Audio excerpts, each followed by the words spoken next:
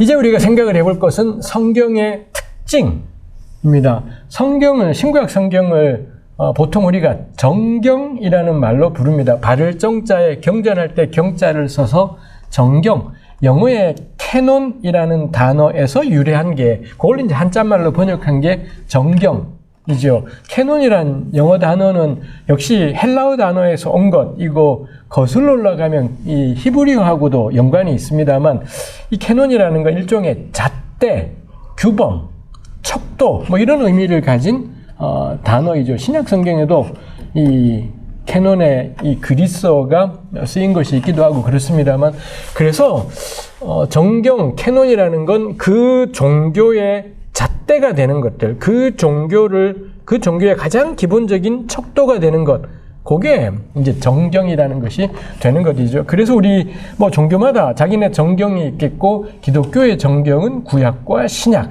이렇게 크게 두 권의 책이 기독교의 정경이지요. 이 정경으로서 이 성경은 두 가지의 성격을 가지고 있다라고 할 수 있겠습니다. 그 첫 번째가 하나님의 말씀이지요.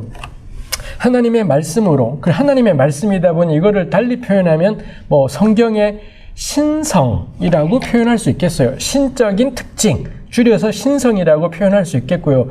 동시에 신구약 성경은 사람의 글이기도 합니다. 사람의 글이라는 점에서 성경의 인간적인 특징, 혹은 뭐 인성이라고 할 수 있겠습니다.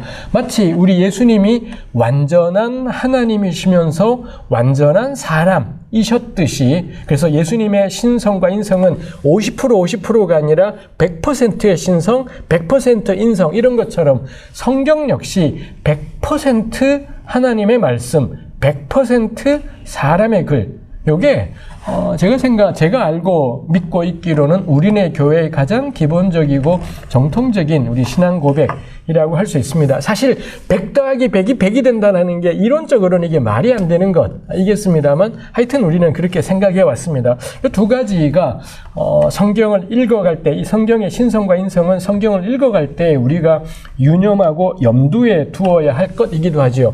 먼저 성경의 신성 입니다. 성경의 신성, 성경의 하나님 말씀이다와 연관해서 우리네 교회가 오래전부터 사용했던 표현이 성경은 계시라고 표현하는 것입니다. 계시, 영어의 revelation, 우리 뭐 헬라 그리스어 단어에서 온 영어 단어이겠습니다만, 계시라는 말이 있지요. 계시는 하나님께서 친히 그 뜻을 드러내심, 뭐 드러냄, 이게 이제 계시라는 말에, 한자말 계시에는 전혀 그런 뜻이 없어요. 영어 단어에, 그리고 그리스어 단어에 그런 뜻이 있는 거지, 한자말의 계시에는 뭐 드러냄, 친히 나타냄, 이런 의미들은 없어서, 그래서 우리 한자말로는 이게 선뜻 들어오는 것은 아닙니다만, 하여간에 이 기독교에서 혹은 종교에서 계시라는 말을 쓸 때에는 그 종교의 신, 뭐 우리는 하나님께서 친히 스스로를 드러내심, 여기에 계시이죠.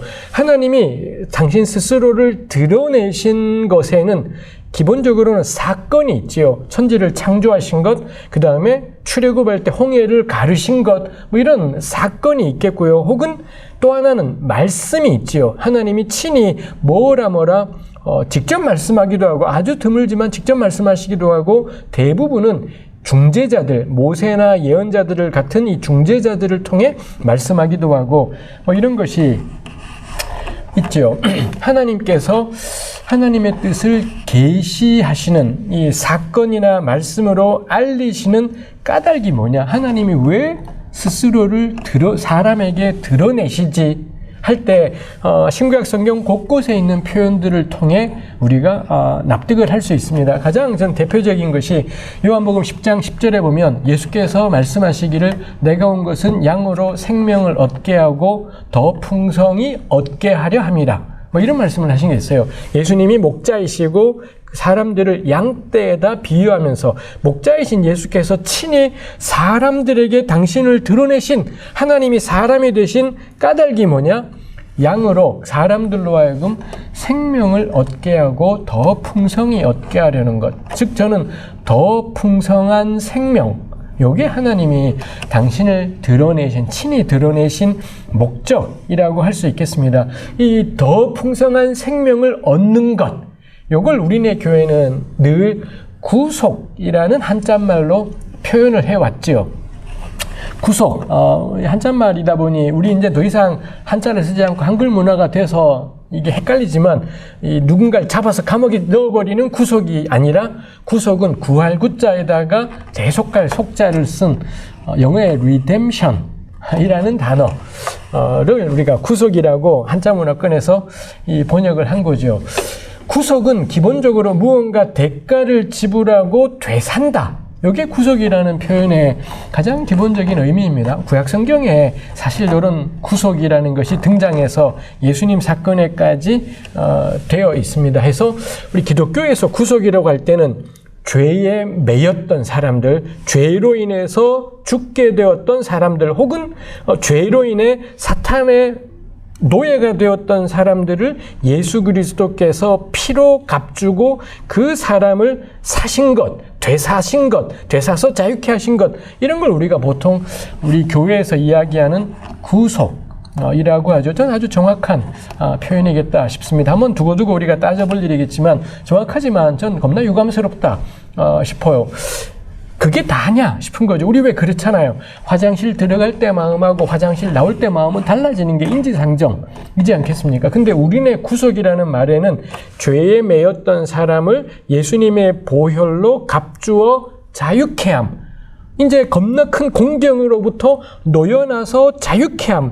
요게 구속이라는 건데 늘 궁금한 건 말입니다. 저도 예수님 믿고 구원받았습니다. 저 예수님이 나 위해 죽으신 것을 어느 날 이제 고등학교 때 깨닫고 영접하게 되었고 저 예수님의 사람이라고 고백하게 되었습니다.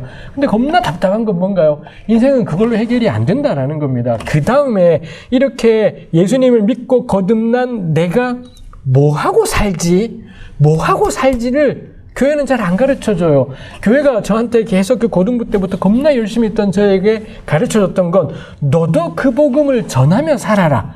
이거였었습니다. 그거 납득이 되었고 그래서 나도 이렇게 구원받았으니 나도 이 구원을 전해야지. 누군가에게 제 친구에게 예수님을 전했습니다. 그 친구가 예수님 믿고 거듭나서 구원을 받았습니다. 뭐하고 살지? 나도 전해야지. 우리 왜 거듭나는 걸 중생이라 그러잖아요. born again, 태어났다 그러지 않습니까? 이제 예수님의 사람으로 태어났습니다. 뭐하고 살지? 또 이 사람을 태어나게 하고 이놈의 교회는 태어나기만 하고요. 살아갈 때는 뭐하고 사냐? 복음 전해라 외에는 제가 교회 다니면서 거의 배운 게 없구나 싶은 것입니다. 근데 문제는 뭔가요? 우리가 다 선교사님이 될 게 아니라면 사실 선교사님도 그렇지 않습니다만 뭐하고 살 거냐에 속하는 게 없습니다. 그럼 밥은 왜 먹지? 내가 직장은 왜 가지? 우리 대부분은 직장 가요. 직장은 왜 가지? 전도하기 위해서. 저 정말 그렇게 생각했더랬습니다. 그래서 대학을 가는 것도 전도하러 가는 거고 직장에 가는 것도 전도하러. 근데 여러분들 이 강의 참여하시는 분들 가운데 직장생활 하시는 분들이라면 직장에 왔는데 첫날 만날 전도할 국리만 하는 동료가 있다고 생각을 해봐요. 이 직원으로 들어왔는데 한 팀이 되었는데 늘 이분은 시간만 나면 교회 가고요. 시간만 나면 교회 가고 틈만 나면 자기 동료들 대상으로 예수님을 전할 국리만 해요. 제가 팀장이라면 이 사람 자를 겁니다. 이 사람은 회사에 도움되지 않아요. 회사에 들어와서 월급을 받는 까닭은 전도하기 때문이 아니라 그 일을 하라고 부르신 것이지 않습니까? 근데 일은 안 하고 첫날 만날 전도하고 시간만 나면 교회 가요. 그럼 권할 겁니다. 당신 신학교나 가라. 신학교 가서 목사를 하든지 선교사를 하든지 하지. 아니 여기서 왜 이 피 같은 돈을 왜 여기서 받아가냐고 이 납득이 안 되는 것일 겁니다. 저도 마찬가지였었고요. 그래서 자주 혼란스러운 겁니다. 난 이 공부를 왜 하는 거지? 전도하기 위해서. 이건 납득되지 않는. 분명히 전도가 필요한 일이고 누군가의 전도로 저도 역시 예수를 믿었습니다만 제가 구약 공부를 하면서 생각해 보게 되는 거예요. 구속만으로 충분하지 않구나. 구속이라는 말은 우리 기독교의 진리를 완전히 표현하기에는 부족한 말이구나 인 거죠. 왜냐하면 구속은 되사서 자유케 함. 이게 구속이거든요. 근데 우리의 과제는 뭔가요? 자유해진 그 사람이 뭐하고 살지가 우리의 과제 이다라는 것입니다. 그런 점에서 저는 이거 우리가 이제 창세기부터 쭉 다루어 가면서 생각을 해볼 일이겠습니다만, 그래서 하나님께서 당신을 드러내신 까닭은 아까 제가 요한복음 10장 10절 인용했지 않습니까? 더 풍성한 삶, 더 풍성한 삶은 그냥 자유로운 삶만이 아닙니다. 더 풍성하게 뭐하고 살 거냐? 어떻게 살 거냐? 전 그게 하나님께서 당신을 드러내신 목적이고, 이제 우리 다음번 시간부터 보겠습니다만 계속 창세기부터 주로 구약 성경이 줄기차게 이야기하는 게 풍성한 삶의 내용이 뭐냐, 어떻게 사는 게 풍성한 삶이냐를 계속해서 구약 성경이 우리에게 전해주고 있다 싶습니다. 그거 일단 우리가 딱 이슈를 가지고 풍성한 삶의 내용이 뭐냐, 그럼 우리는 어떻게 살 거냐, 이걸 가지고 우리 그 다음 내용으로 가볼이겠습니다. 해서 성경의 신적인 특징, 성경의 신성은 계시라는 말로 표현될 수 있습니다. 정말 유감인 건 하나님의 말씀, 성경이 하나님 말씀이라는 건 객관적인 표현이 아닙니다. 입증되지가 않아요. 이거는 아까 이야기했지만 지난 시간에 했던가요? 우리끼리만 통하는 얘기입니다. 교회 다니면, 예수님을 믿으면 성경이 하나님 말씀이다를 믿게 되는 거지 입증되지 않습니다.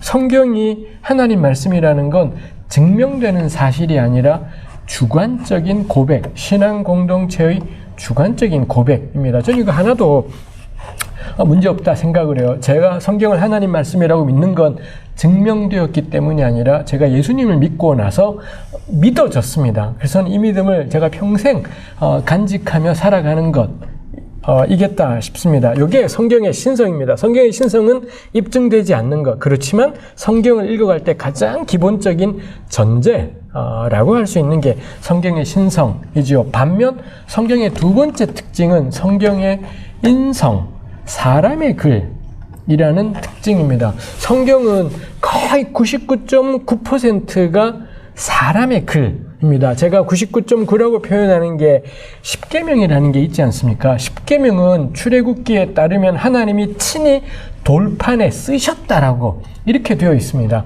이게 겁나 궁금한 일입니다. 물론 그 십계명 돌판은 전해지지 않아요. 단 한쪽도 전해지는 것이 없기 때문에 우리가 확인할 길은 없는 것이겠습니다만, 뭐 하여튼 그 십계명 돌판에 쓰였다라는 내용조차도 결국 출애굽기에 실려 있고, 그 출애굽기 누가 썼냐? 하나님이 쓰신 것이 아니라 사람이 쓴 글 이다라는 것입니다. 그 점에서 성경은 저는 99.99% 사람의 글 이다라는 거지요. 이걸 가장 잘 보여주는 것이 누가복음 1장 1절부터 4절입니다. 우리 강의에 참여하시는 분들도 같이 성경을 펴서 함께 보시면은 좋겠습니다. 누가복음 1장 1절부터 4절은 누가가 자기가 이거를 왜 쓰는지를 설명하는 것입니다. 1장 1절부터 우리 중에 이루어진 사실, 예수님 사건이지요. 2절에 처음부터 목격자와 말씀에 일꾼된 자들이 전하해 준 그대로 내력을 저술하려고 붓을 든 사람이 많은지라.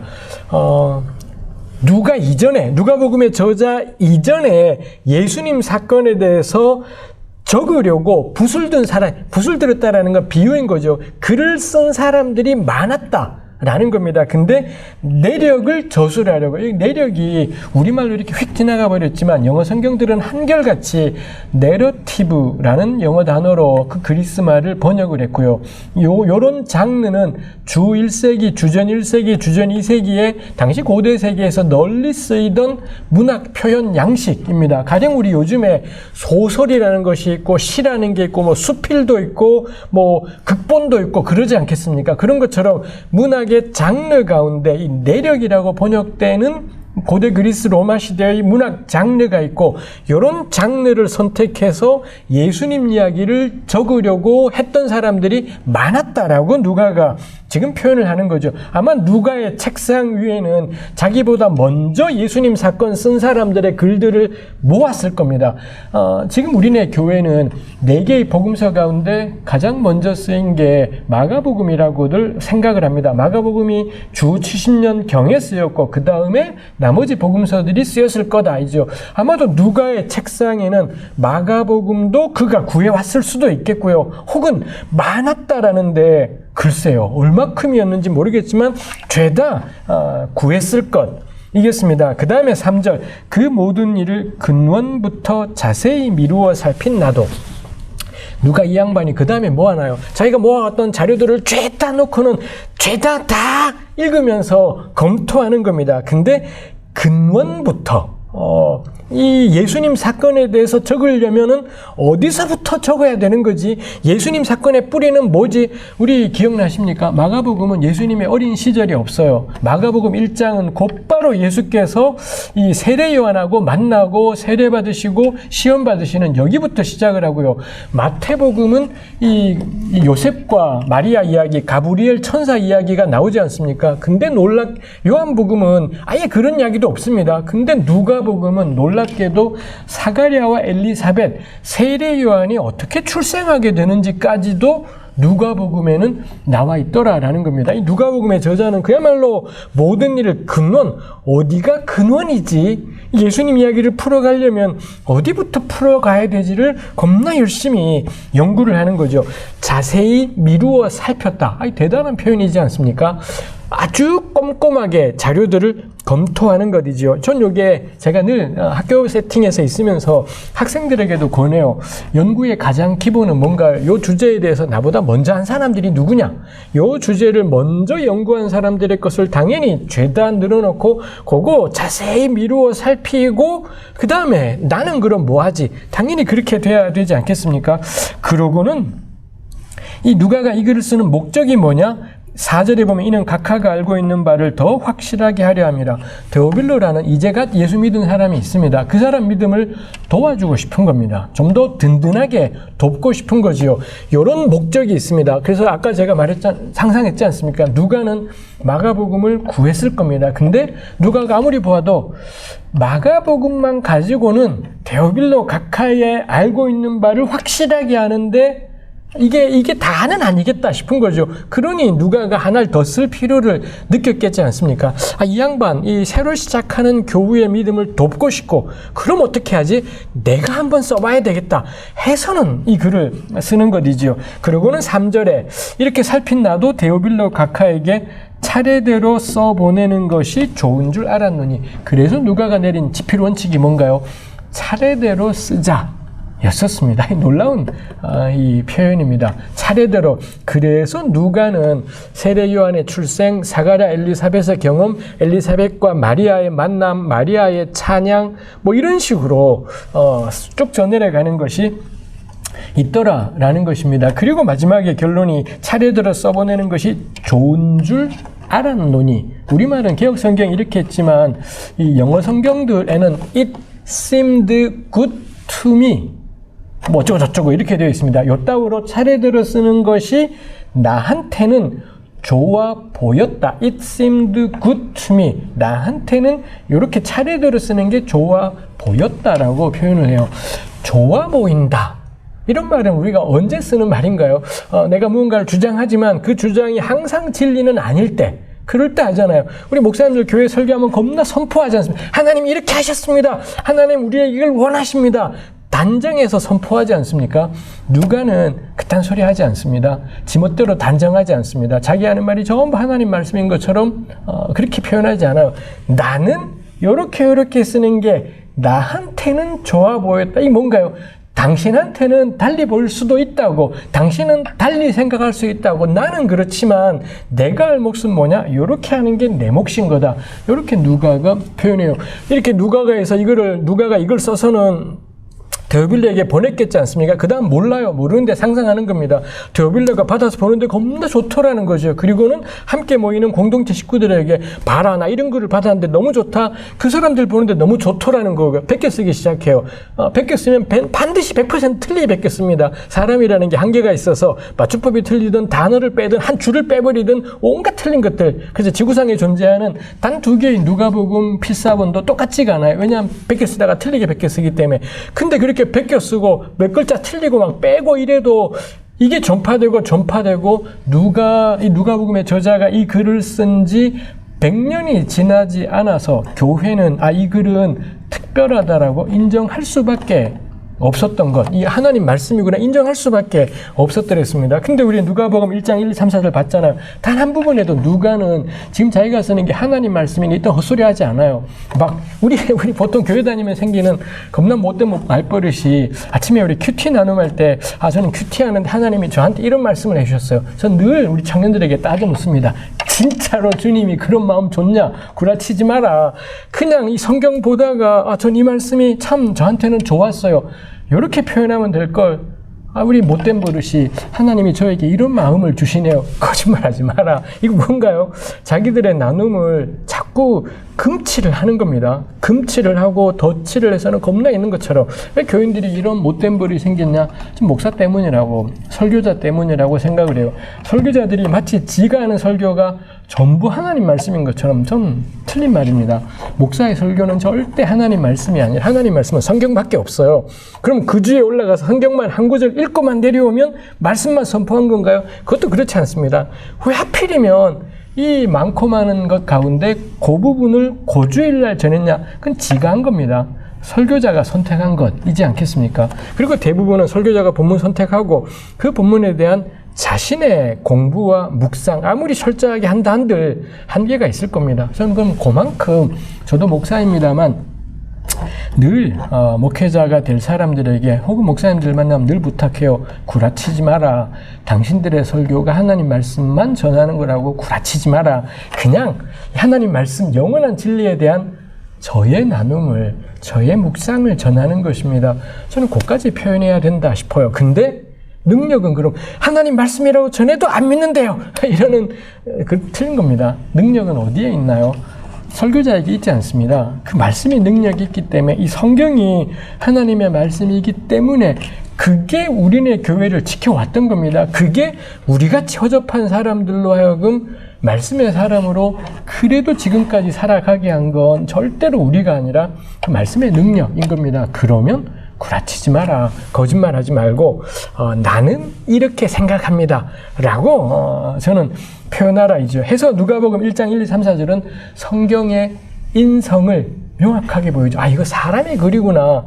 누가가 이분 분명히 기도 많이 했을 겁니다. 근데 단 한 군데도 나 기도 겁나 세게 했는데 주님이 마음을 주네만에 전혀 그런 표현을 안 하지 않습니까? 그런 표현 하지 마시라고. 그런 표현, 자기 말에 금칠 같은 거 절대 하지 말고 기면 기고 아니면 아니라고 여기까지 표현하는 게 어떤 사람의 도리인 거죠. 누가복음은 명백하게 사람의 글이라는 걸 우리에게 알려주고 있습니다. 여기 단 한 군데도 성령의 감동 어쩌고 저쩌고를 전혀 표현하지 않습니다. 근데 이 글을 봤는데 바뀌는 겁니다. 데오빌로가 모르겠지만 이 교회가 바뀌고 역사가 바뀌고 오늘날 우리 누가복음 읽을 때마다 이 잃은 자를 찾으시는 예수님에 대해서 얼마나 우리가 늘 그 선한 사마리아인 이 삭개오 이야기, 나사로 이야기 이 쟁쟁한 것들이 다 이 안에 있습니다. 이게 어떻게 가능해졌나요?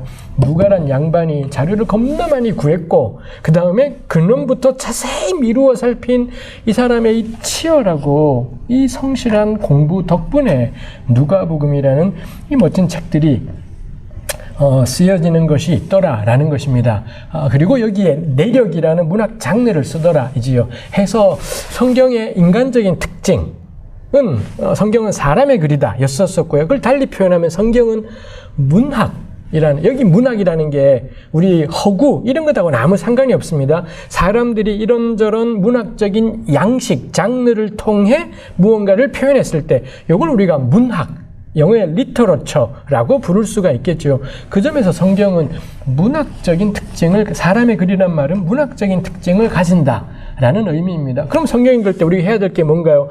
이 책의 저자는 어떤 양식을 사용해서 지금 표현하고 있지? 가령 레위기하고 시편은 완전 다르지 않습니까? 시편은 개역의 겁나 유감은 이게 시라는 게 하나도 안 느껴지지만 가톨릭 성경을 보든지 영어 성경을 보면 시편이 시라는 게 이 줄바꿈이 겁나 자주 막 되어 있지 않습니까? 가령 내 마음은 호수여 그대 노저오 이런 식기가 있잖아요. 내 마음이 호수일 택이 있겠습니까? 이거 말이 안 되는 이야기지 않습니까? 근데 그거는 시인 겁니다. 그럼 우리는 내 마음은 호수열을 통해 이 시인이 무엇을 노래하고 싶은 거지 그 정서를 느껴야 되는 것이지 않겠습니까? 근데 그거를 사실이라고 접근해버리면 레위기 읽듯이 시편에 접근하면 황당무계한 이야기가 돼요. 시편 19편은 해는 태양은 하늘 이쪽에서 떠올라서 하늘 저쪽으로 간다. 이런 표현이 있습니다. 이거 시예요. 시인데 우리네 교회는 문학의 양식을 하나도 고려하지 않은 채 이런 글을 읽잖아요. 그럼 뭐가 되냐? 아, 태양이 지구를 도는 거구나 해서 중세까지 교회가 갈릴레오나 코페르니쿠스가 태양은 가만히 있고 지구가 돈다라는 걸 이야기했을 때 그 사람들을 박살을 내버린 근거가 뭔가요? 성경에 해가 이쪽에서 떠서 저쪽으로 간다고 돼 있지 않냐? 분명히 하나님은 태양이 움직인다라고 했는데 학자들이 지구가 움직인다고 하니 이런 엉터리, 사이비, 이단. 근데 우리 다 알아요. 교회가 틀린 겁니다. 교회가 틀린 것이지 그 과학자들의 이야기가 맞는 거죠. 아직까지도 우리네 교회 안에는 이른바 창조과학이라는 사이비 학문들이 존재해요. 막 그 성경 가지고 과학을, 성경은 문학입니다. 시도 있고 이 문학적인 표현들이 있는데 그거를 과학으로 읽어가려고 해요. 그러면은 막 성경 가지고 지구 나이가 6,000년이라는 등 말이 안 되는 이야기들이 있지요. 왜 그런 일이 있겠습니까? 성경에는 하나님의 말씀으로서의 특징, 사람의 글로서의 특징, 하나님의 말씀이기에 계시이고 사람의 글이기에 문학입니다. 이 두 가지. 그래서 계시는 내가 믿음으로 간직해야 되고요. 그래서 성경 읽을 때 반드시 기도하고 있는 것이 필요하고요. 그 다음에 문학이기 때문에 그 다음 우리가 필요한 건 뭔가요? 어떤 양식이 사용됐고 무엇을 표현하고 싶은 것인지를 아주 비판적인 자세로 따지고 자세히 미루어 살피고 이런 작업이 우리에게 필요하다라고 할 수 있겠습니다. 오늘 우리 성경의 성격에 대해서 살펴보았습니다. 오늘은 여기까지 하도록 하겠습니다. 고생하셨습니다.